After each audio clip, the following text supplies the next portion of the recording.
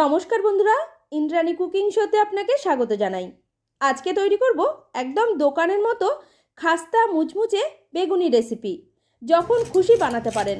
গরম গরম ডাল ভাতের সাথে যেমন খেতে ভালো লাগে, চা কিংবা কফির সাথেও খেতে কিন্তু দারুণ লাগে।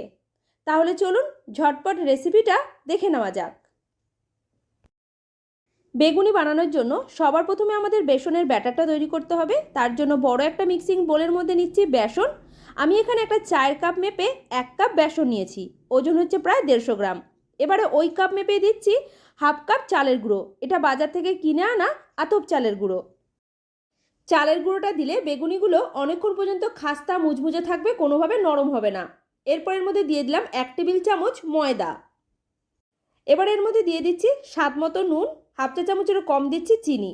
মিষ্টিটা দিলে বেগুনের স্বাদটা ভালো আসবে। হাফ চা চামচ দিচ্ছি কালো জিরে। এরপর এর মধ্যে দিয়ে দেবো হাফ চা চামচ হলুদ গুঁড়ো। ঝালের জন্য এর মধ্যে দিচ্ছি হাফ চা চামচ লঙ্কার গুঁড়ো। পরিমাণটা আপনি এর থেকে একটু বাড়িয়েও দিতে পারেন।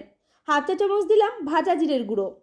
সব শেষের মধ্যে দিয়ে দিচ্ছি 2 চিমটে মতো খাওয়ার সোডা বা বেকিং সোডা।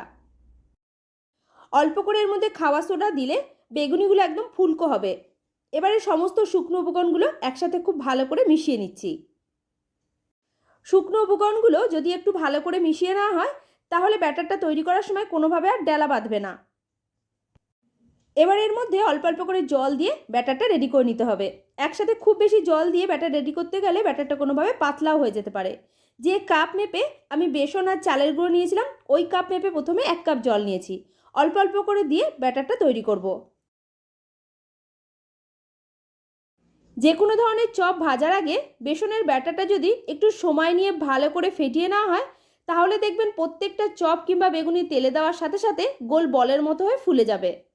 যে কাপ মেপে আমি উপকরণগুলো নিয়েছিলাম, টোটাল 1.5 কাপ, ওই কাপেরই 1 কাপ জল লাগলো এই ব্যাটারটা তৈরি করতে।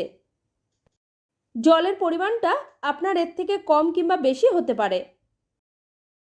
প্রায় 3 থেকে 4 মিনিট সময় নিয়ে বেসনের এই ব্যাটারটাকে খুব ভালো করে ফেটিয়ে নিয়েছি। ঘনত্বটা দেখুন ঠিক এই রকম হবে। খুব বেশি পাতলাও না, খুব বেশি ঘনও না। এবার এটাকে আমি ঢেকে রেখে দেবো 10 মিনিটের জন্য। ততক্ষণে বেগুনির জন্য বেগুনগুলো কেটে রেডি করে নেব।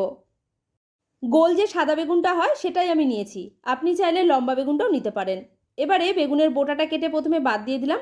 তারপর এইভাবে পাতলা পাতলা করে কেটে নিতে হবে। বেগুনটাকে আমি বটি দিয়ে কেটে নিচ্ছি, এতে পাতলা করে কাটতে সুবিধা হচ্ছে। আপনি চাইলে ছুরি দিয়েও কেটে নিতে পারেন। বেগুনিগুলো ভাজবো, তাই আগে থেকেই আমি রিফাইন তেল গরম হতে বসিয়ে দিয়েছিলাম, আর ফ্লেমটা একদম লোতে রেখে বসিয়েছি যাতে খুব বেশি গরম না হয়। এবারে এর থেকে আমি 1 টেবিল চামচ তেল তুলে এই বেসনের ব্যাটারটার মধ্যে দিয়ে ভালো করে ফেটিয়ে নিচ্ছি। এই গরম তেলটা দেওয়ার কারণে এতেও কিন্তু বেগুনিগুলো প্রত্যেকটা বেশ সুন্দর হয়ে ফুলে যাবে। সোডা দিতে না চাইলে এই পদ্ধতিটা ট্রাই করতে পারেন। এবারে একটা বেগুনের পিস নিয়ে বেসনের ব্যাটারে খুব ভালো করে ডুবিয়ে নিয়ে গরম তেলের মধ্যে দিয়ে ভেজে নিতে হবে। একটা খুন্তির সাহায্যে গরম তেলটাকে বেগুনির ওপরে একটু দিয়ে দিচ্ছি এইভাবে, যাতে দু সাইডই ভালো মতোভাবে ফুলে যায়। মিডিয়াম টু লো ফ্লেমে বেগুনিটা যখন এক পাশ ভাজা হয়ে গেছে, এবার এটাকে উল্টে দিলাম। উল্টে পাল্টে প্রথম ব্যাচে দুটো বেগুনি বেশ সুন্দর লাল করে ভেজে নিয়েছি। এবার এগুলোকে তুলে নেব। একই রকমভাবে বাদবাকি বেগুনগুলোকেও বেসনের ব্যাটারে ভালো করে ডুবিয়ে নিয়ে এই গরম তেলের মধ্যে দিয়ে দিলাম।